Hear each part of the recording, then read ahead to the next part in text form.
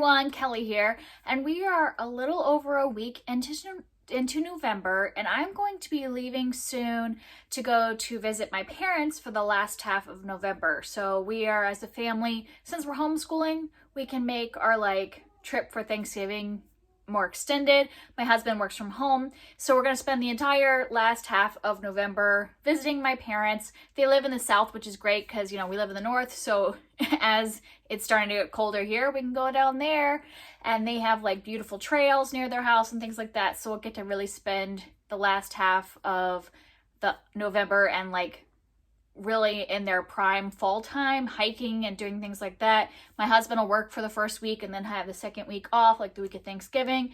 And we'll still do some school the first week, but last time we did this last year, we just spent a lot of time playing outside and enjoying the weather and visiting with my parents.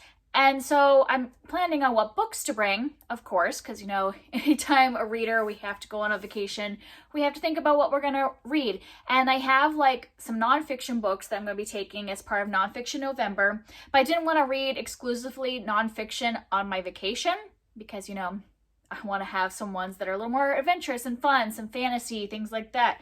And so I thought, November is when Believathon is happening, which is a readathon hosted by How to Train Your Gavin, which is involving middle grade books. And so I had a bunch of middle grade books out from the library, and then some middle grade books that I own that I had put on my TBR to finish before the end of 2021. Well, we are very quickly approaching the end of the year. So I thought, why not do a little Believathon TBR and draw up my prompts, pick the books that fit them, and that's what I bring with me to my parents' house. And so I'll just be doing Believathon for the second half of the month because I've really been focusing on my nonfiction this first week or so. So I'll still be doing some nonfiction, we're going to be listening to a nonfiction book on the way down and on the way back. But this way I can just read some fun middle grade while I am having lovely time outside. They have a beautiful sunroom that, views their backyard, which is gorgeous. So I'm just really looking forward to this. So what I did is I took, I didn't put all 30 prompts in here. They have 30 prompt cards. I just took ones that kind of applied to the books that I had as options. And so I think I have 18 prompts in here. So I'm going to draw 9 prompts and I'm going to pick a book to fulfill each prompt. And those are the 9 books I'm going to bring with me on vacation. And then a couple nonfiction, and then that's it. And so I do have a couple that I really hope I pick a prompt that goes with it because I have some books that I have to bring as part of school. My daughter and I do read alouds, and those would be middle grade books. So I'm really hoping I get a prompt that goes with those, or else I'm going to have a bunch of extra books that I have to take. So let's see what we have and what it goes with. I grabbed 2. The first prompt, and he has a cute little rhyme with each one of these prompts, which is fun. So this one says, "Haven't I seen you before? You look rather familiar. How alike we both sound. It's like looking in a mirror. Read a book that was adapted." Oh, great. So this is actually perfect because I can pick one of the books that I'm reading with my daughter. So this is a book I have to bring anyways. We are going to be reading Charlotte's Web the first week we are on vacation as part of school. And of course, Charlotte's Web has been adapted. I think it's been adapted into a couple movies and maybe even animated, but has definitely been adapted. Maybe we'll watch the movie afterwards. We'll see how she feels because there are some, heavier topics in this. We'll see how she feels about it after we read it. But I'm definitely excited to be reading this together. I was actually purposely waiting to read this when we go because I think it'll be fun to do it with my mom too, because I think she will, since my mom read this book to me as a child, it'll be 3 generations reading it together. So that's my first book that I'm taking with me, Charlotte's Web as an adaptation. All right, the next prompt. More than a billion have different views. It's time to walk in other people's shoes. Read an own voices book, which I have a couple of these. So actually, let's do the other book for school, because I just want to make sure I get the school books in. And this one is, well, actually, I'm going to put 2 on this because I'm going to let my daughter choose. I have 2 books written by Native authors that, because it's approaching Thanksgiving, we're kind of trying to learn more about Native Americans or Indigenous people in general, just so that we can kind of counteract what's taught in school for around Thanksgiving, and have a basis of that there were people here before it was America. So I'm gonna let my daughter choose which of these chapter books, but I'm gonna bring both and let her choose them. But both of them are own voices. So I have Children of the Long House by Joseph Bruchak, and this is has a little boy as the main character, and this one has a girl as the main character, which sometimes she doesn't like to read books with boys as main characters. That's why I want to give her the option. And this one is set in a Mohawk village in the late 1400s, and actually has 11-year-old twins who have a rivalry with a gang of older boys. So that's the one of them. And then the other one is The Birch Bark House by Louise Eldridge. And this one, of course, does not have the description on it, but I've always heard of this as kind of like Little House on the Prairie, but from the Native American perspective. So I'll give her those choices, but those are own voices books. So that covers all of our school books. So I can just pick out fun books now. The hands of a clock begin to go back, a journey in time to a period so black. Read a historical book. That prompt actually works out great for me because I really wanted to read this as part of Nonfiction November. This is They Called Us Enemy by George Takai, and this is a graphic memoir about his time as a child in a Japanese internment camp, and I'm pretty sure this is for middle grade audiences. So I'm just going to count it as a middle grade book for Believathon, but it is also, you know, about a historical event. It's a historical book. All right, so next prompt is: the streets and lanes have turned to rubble before your eyes. The words all double. Read a book with a title that starts with the same letter as your name. Which I thought I was kind of worried about putting this prompt in there as an option because I was like, not very many things start with the letter K, but I actually do have a book out from the library that has letter K, so I had an option for this one if it got pulled. I have Kaleidoscope by Brian Selznick, and he kind of combines, you know, books with art. And so this one should go pretty fast. Like there'll be like some art and then a book. But I also heard that this one's more like a collection of short stories than an overall arching story like some of his past ones. This is his brand new release, so I really haven't heard that many people talk about it. I am excited to give it a try because I have enjoyed some of the books I have read from him in the past. So that'll be my one for It Has a K, like Kelly. All right, the next prompt is: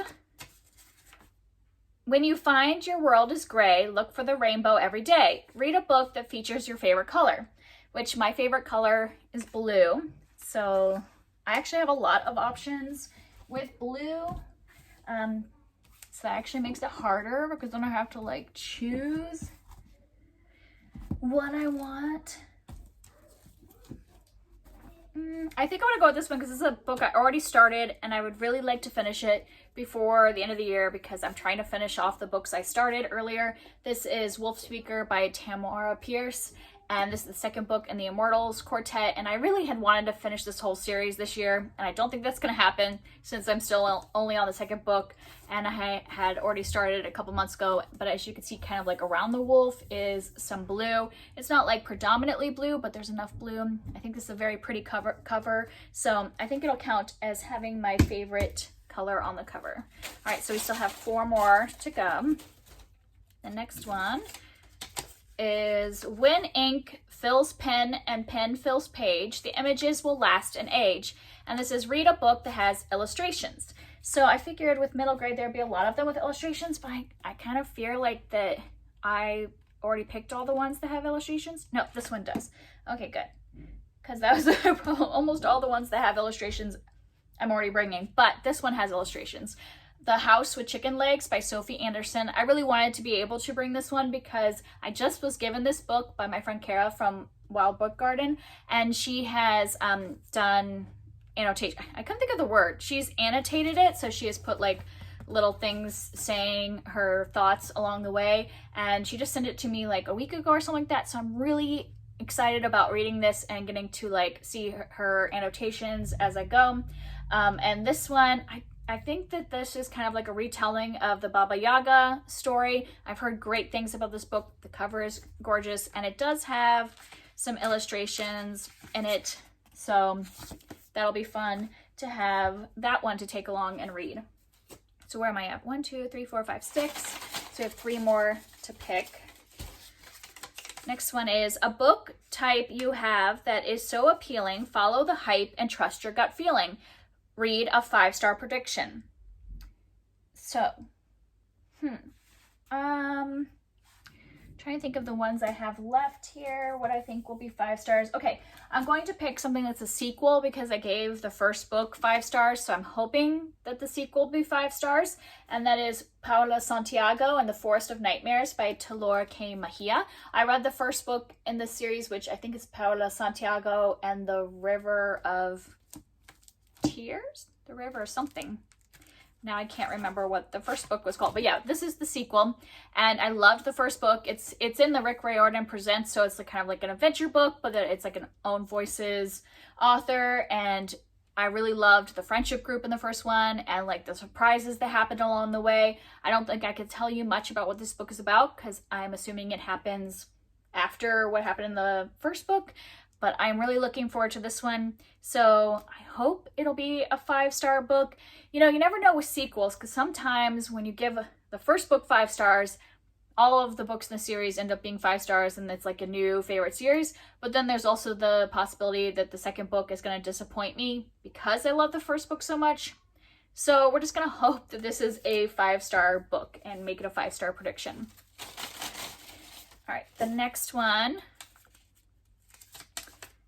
is before you a dragon that snaps at the pyre, there's only one way to avoid the hot fire. Read a book with a creature in the title. Which I think I have to pick a different book because I thought this was going to work because I had House with Chicken Legs and I had Wolf Speaker, but I've picked all of those. I don't have any other ones on my pile that fit this one. So yeah, we're going to pick another one for that instead. Yeah.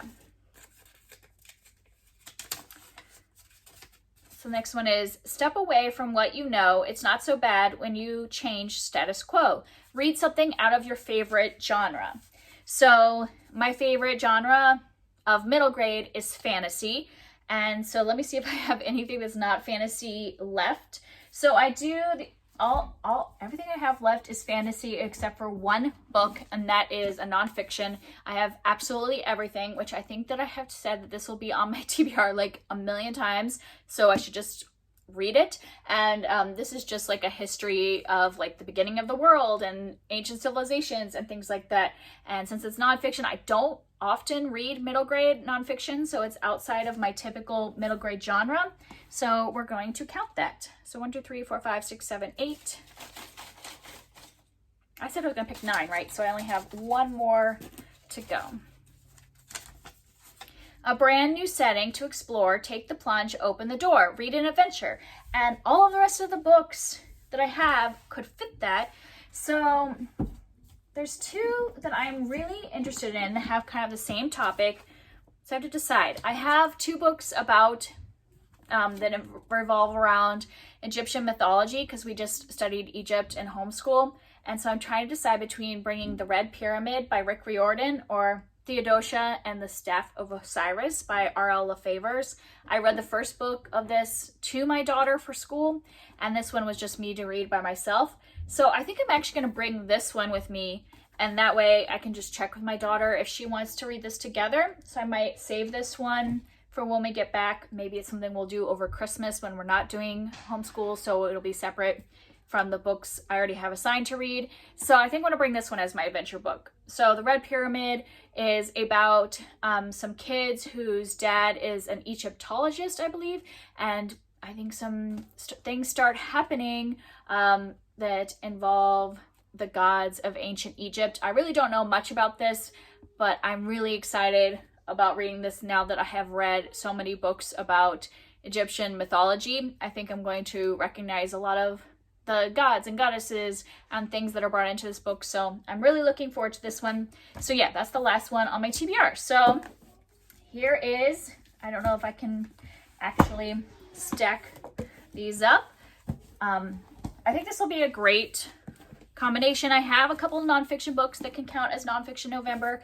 I have some school books that I'm reading to my daughter, and then some fantasy books that are just for me to have fun and read while I'm at vacation. So I'm really excited about this being my vacation pile, and I look forward to reading all of those. If you are participating in Believathon, how did you choose your prompts? Because I know that people could do it like they can go one at a time or however. This is just the way I decided, because I can't bring like a ton of books with me on vacation. I needed to have specific books I'm bringing. So that's why I went with this method. But everybody seems to be doing their Believathon in a little bit different way, whether using random number generator or however they're doing it. So I'm curious, are you participating? What books are you reading? Have you already read some, since a lot of people started at the beginning of the month? And I'm really excited about having a relaxing last 2 weeks of the month, just reading some cozy middle grade out on the sunroom or outside or whatever for the end of November. And that's it. You probably won't see me much. And if I have time, I might record another video before we leave, but I'm not going to record videos while I'm at my parents' house. So if I get a mid-month wrap up before I leave, great. If not, I will see you guys at the end of the month, and I hope you have a wonderful Thanksgiving if you celebrate, or just enjoying the end of November. And I'll see you next time. Bye.